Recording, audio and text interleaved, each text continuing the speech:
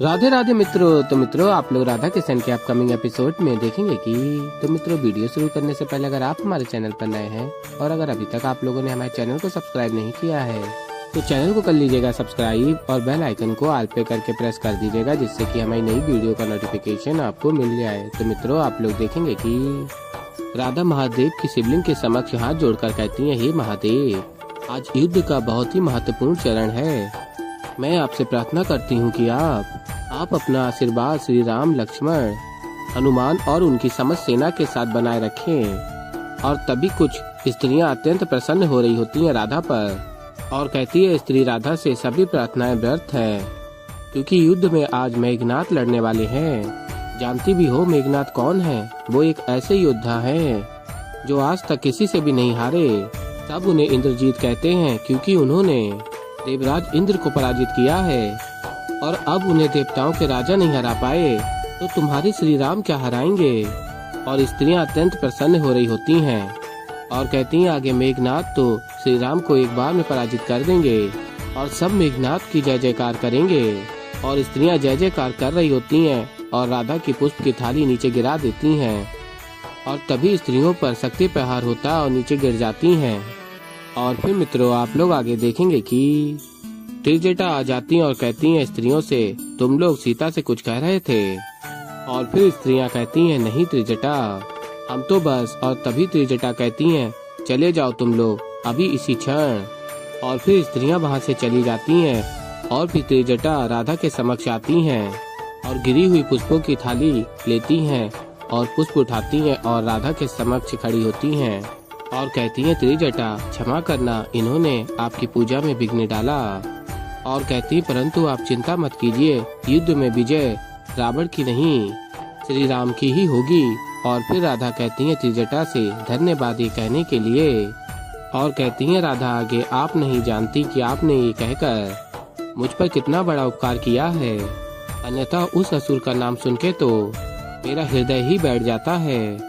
और फिर त्रिजटा कहती हैं राधा से, आप इन लोगों की बातों पर ध्यान मत दीजिए, मैं यहाँ पर हूँ ना, मैं सुनिश्चित करूँगी कि तुम्हारी पूजा में कोई विघ्न न डाल पाए।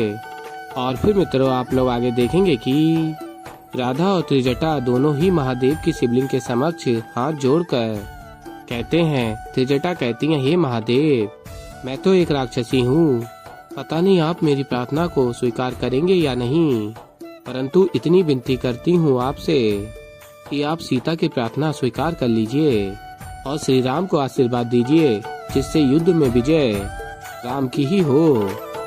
और फिर राधा देख रही होती है त्रिजटा को और फिर कहती है राधा त्रिजटा से, ऐसा प्रतीत होता है कि लंका में सिर्फ आप ही दयालु हैं। और कहती है राधा आगे, जब से रावण ने मुझे बंदी बनाया अशोक वाटिका में, तब से आपने मेरा कितना ध्यान रखा है।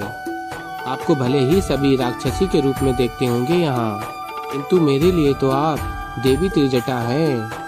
और फिर तभी त्रिजटा कहती हैं, आप जैसी देवी ने मुझ जैसी राक्षसनी को देवी कहा, मैं तो धन्य हो गई। और फिर मित्रों आप लोग आगे देखेंगे कि सुभद्रा पूछती हैं श्री कृष्ण से, लेकिन इस कहानी से हमारा क्या संबंध है भ्राता? और फिर श्री कृष्ण बताते हैं, अत्यंत गहन संबंध है। और कहते हैं सुभद्रा से, कहानी के अंत तक तुम्हें ज्ञात हो जाएगा।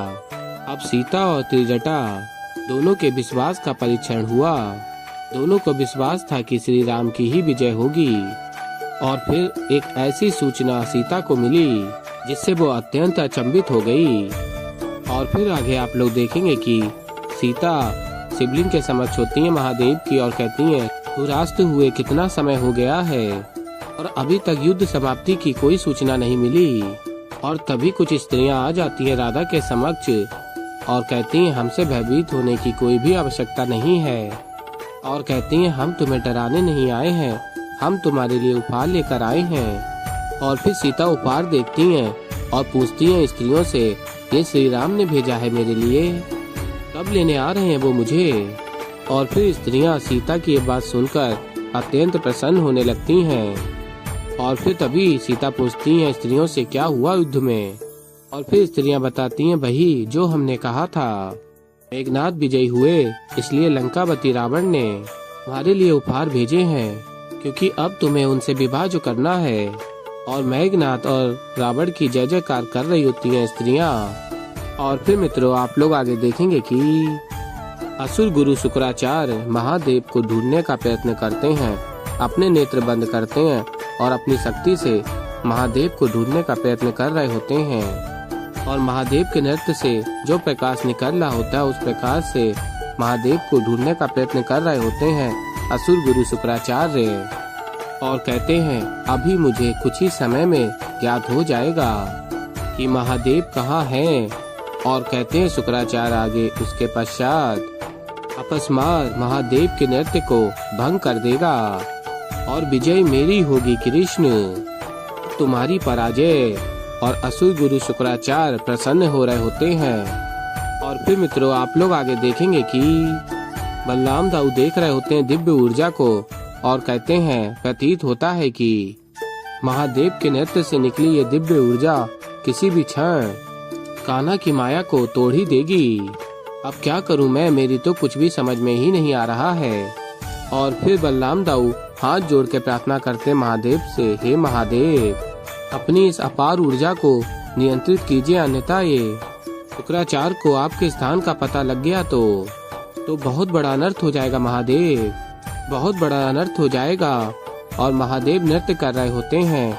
और फिर मित्रों आप लोग आगे देखेंगे कि बलराम दाऊ देखते हैं प्रकाश बढ़ ही रहा है और कहते हैं आगे कदाचित महादेव तक मेरी प्रार्थना पहुंच ही नहीं रही है, अब मैं क्या करूं। और फिर मित्रों आप लोग आगे देखेंगे कि महादेव नृत्य कर रहे होते हैं और प्रकाश निकल रहा होता है बराबर। और फिर तभी अपस्मार कहता है अब ये कैसा प्रकाश है। और असुर गुरु शुक्राचार्य महादेव को ढूंढ रहे होते हैं अपनी शक्ति के द्वारा। और महादेव के नृत्य से निकल रहा अपार प्रकाश कृष्ण की शक्ति द्वारा जो मोर पंख रोक रहा था अपस्मार को, वो बलराम दाऊ के समक्ष लौट आता है। और अपस्मार के समक्ष सब साफ हो जाता है। और असुर गुरु शुक्राचार्य अपनी शक्ति से महादेव का पता लगा लेते हैं और कहते हैं महादेव की ऊर्जा ने कृष्ण की माया को तोड़ दिया है, अब आगे बढ़ो अपस्मार। और आगे बताते हैं असुर गुरु शुक्राचार्य अपस्मार को 2 योजन उत्तर पूर्व दिशा की ओर तुम्हें जाना है, महादेव वहीं हैं। और फिर अपस्मार कहता है जो आज्ञाचार्य। और फिर मित्रों आप लोग आगे देखेंगे कि बलराम दाऊ देखते हैं मोर पंख को और मोर पंख उठाते हैं और कहते हैं ये तो वही मोर पंख है, इसी मोर पंख से तो कान्हा ने माया रची थी अपस्मार को रोकने की। और फिर आगे आप लोग देखेंगे अपस्मार जा रहा होता है महादेव के समक्ष और कहता है अपस्मार आचार्य महादेव के डमरू की ध्वनि अब मुझे स्पष्ट सुनाई दे रही है। और कहता है आगे अपस्मार अब तो कृष्ण की योजना का अंत बिल्कुल निकट है आचार्य। और फिर बलराम दाऊ देख रहे होते हैं मोर पंख को और कहते हैं ये यहाँ आ चुका है तो इसका अर्थ ये है कि कान्हा की माया टूट चुकी है। और फिर मित्रों आप लोग आगे देखेंगे कि राधा कहती है कृष्ण देवी सीता के दुख के विषय में स्मरण कर मुझे अत्यंत पीड़ा हो रही है, ऐसा प्रतीत हो रहा है कि जैसे मैंने उस घटना को पुनः जिया हो। और फिर सुभद्रा कहती हैं मुझे भी आभास हुआ है कि मैंने भी देवी सीता की पीड़ा का अनुभव किया है, किंतु मेरा मन इतना विचलित क्यों हो रहा है, प्रातः कुछ समझ नहीं आ रहा। और फिर श्री कृष्ण कहते हैं तुम दोनों को सब समझ में आ जाएगा जब मैं आगे की कथा बताऊंगा। और फिर सुभद्रा कहती हैं तो जब देवी सीता को सूचना मिली मेघनाथ विजयी हो गया है और रावण उनसे विवाह करने वाला है तो उसके पश्चात क्या हुआ भ्राता। और फिर श्री कृष्ण कहते हैं उसके पश्चात देवी सीता मूर्छित हो गयी। और फिर आगे आप लोग देखेंगे देवी सीता कहती हैं हे महादेव मेरे श्री राम लक्ष्मण सबकी रक्षा करना। और फिर आगे आप लोग देखेंगे कुछ स्त्रियां उपहार लेकर आती हैं और कहती हैं सीता से अब प्रार्थना करने से क्या लाभ, अब लंकापति रावण के साथ विवाह के पश्चात तुम्हें यहीं रहना होगा। और फिर सीता कहती है नहीं मैं रावण से कदापि विवाह नहीं करूंगी। और फिर स्त्रियां कहती हैं लंकापति रावण ने हमें आदेश दिया है मैं सज्ज किया जाए विवाह के लिए और हम लंकापति का आदेश पूर्ण करके ही रहेंगे। और फिर तभी त्रिजटा आ जाती है और कहती है स्त्रियों से रुको और फिर स्त्रियां कहती हैं, त्रिजटा अब तुम हमें नहीं रोक सकती, हम लंकापति के आदेश का पालन कर रहे हैं। और फिर त्रिजटा कहती हैं, मैं तुम लोगों को रोकने नहीं आई हूँ, बल्कि ये बताने आई हूँ कि आज सीता को मैं सज्ज करूँगी विवाह के लिए। और फिर स्त्रियां कहती हैं, ठीक है, किंतु अगर सीता को समय से सज्ज नहीं किया विवाह के लिए तो लंकापति की क्रोध अग्नि तुम्हें झेलनी होगी, हमें नहीं। और फिर त्रिजटा कहती हैं, हाँ हाँ अब जाओ यहाँ से। और फिर स्त्रियां वहाँ से चली जाती हैं। और फिर आगे आप लोग देखेंगे, सीता कहती हैं त्रिजटा से, मुझे लगा था कि इस लंका में केवल एक आप ही हैं जिस पे मैं विश्वास कर सकती हूँ, किंतु अब तो आपने भी मेरा साथ छोड़ दिया। और फिर त्रिजटा कहती हैं सीता से, आपने मुझे देवी का सम्मान दिया है, मैं आपका साथ कैसे छोड़ सकती हूँ। और कहती हैं त्रिजटा सीता से, मैं तो आपको एक शुभ समाचार देने आई थी। और बताती हैं, एक दिवस के लिए ही सही, किंतु मैंने रावण को मना लिया है, विवाह आज नहीं कल होगा। और फिर सीता कहती हैं, आपका बहुत बहुत धन्यवाद। और कहती हैं, बस आप कैसे भी करके श्री राम तक मेरा संदेश पहुंचा दीजिए, जिससे वो मुझे यहाँ से ले जाएं। तो ऐसे ही मित्रों आगे और भी बहुत कुछ देखेंगे। तो अभी के लिए इस वीडियो में इतना ही। तो मित्रों, अगर आप लोगों को हमारी वीडियो पसंद आई हो तो वीडियो को कर दीजिएगा लाइक। और अगर अभी तक आप लोगों ने हमारे चैनल को सब्सक्राइब नहीं किया है तो चैनल को कर लीजिएगा सब्सक्राइब और बेल आइकन को ऑल पे करके प्रेस कर दीजिएगा, जिससे कि हमारी नई वीडियो का नोटिफिकेशन आपको मिल जाए। तो मैं मिलता हूँ जल्दी आप लोगों को एक नई वीडियो के साथ। तब तक के लिए राधे राधे।